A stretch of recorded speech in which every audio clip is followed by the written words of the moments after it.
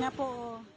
17 katao ang naiulat na sugatan matapos na maaksidente sa sinasakyang truck sa Zone 7, Barangay Maligaya, Caramoan, Camarines Sur, alas 10 ng umaga kahapon. Ayon sa Caramoan Municipal Police Station, patungo ang mga biktima sa isang medical mission sa munisipalidad ng Garchitorena. Subalit pagdating sa matarik at kurbadang bahagi ng nasabing kalsada ay nawala ng preno ang truck na nauwi sa trahedya. Agad naman na isinugod sa ospital ang mga biktima na nagtamo ng minor injuries. Yung nag-loss daw po yung preno, hindi kumagat. Para po hindi mahulog sa bangin, kanya na pong ikinabig yung manibela niya sa kaliwa. Kasi ma'am pong sa kanan, mahuhulog po sila ma'am sa bangin. So nag-decide na lang po siya ma'am na ikabig ang manibela para magkausap pong tumumba po ang kanyang minaman yung sasakyan. Nakalabas na ang mga biktima sa ospital. Wala pa rin umanong nagsampa ng kaso sa driver ng truck. Depende na po yan sa discretion ng Kapitulo Provincial kung magsasampa po sila ng kaso sa nasabing driver. Dahil po automatically naman po yan pagdating sa mga ganyang disgrasya, may pananagutan po siyempre ang nasabing driver po. Paalala naman ng PNP sa mga nagmamaneho, laging sundin ang batas trapiko. Regular na i-check ang minamanehong sasakyan at lagi magbaon ng iba yung pag-iingat. Para sa mga balitang tatak, Bicol, May Insinares. Duman sa highway. Jericho Rosales po, Bicolano.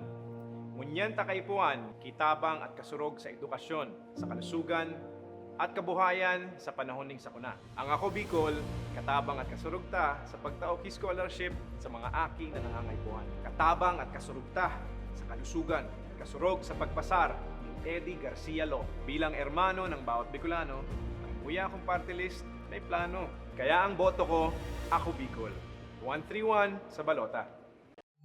Presyo ng bilihin, mapatabain sa gana ang pagkain kung walang saking trabaho at tulong ng kanyang sinusulong. Siya ay may solusyon, subok na ng panahon.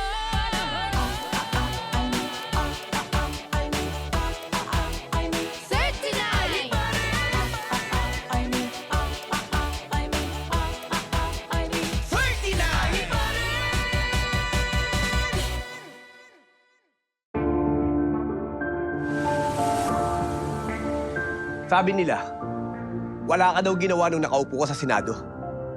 Ano pinanindigan mo? Pinanindigan ni Senator Lito kaming mahihirap. Binigyan niya kami ng libreng tulong legal para umunlad. Gagawin ko ang lahat para magbayad sila. Cut! Ang sabi nila, artista ka lang. Ano bang magagawa ng isang action star?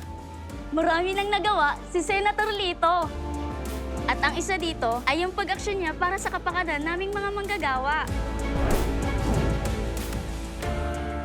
Ang sabi nila, hindi ka daw nakapagtapos sa pag-aaral. Paano mo kami matutulungan? Hindi nga siya nakapagtapos, pero ginawa niya ang lahat para kami ay makagraduate na! Ilan lang yan sa maraming nagawa ni Senator Lito Lapid. Dumanas ka man ng hirap. Lahat ng sabi-sabi sa'yo, inaksyonan mo. Kung ako'y nakaahon, kaya nyo rin. Kaya natin lahat lumaban at umunlad. Tatak Lingkod Lapid, Supremo ng Senado. Lito Lapid, number 35 sa balota. Lito, Lito, Lito Lapid!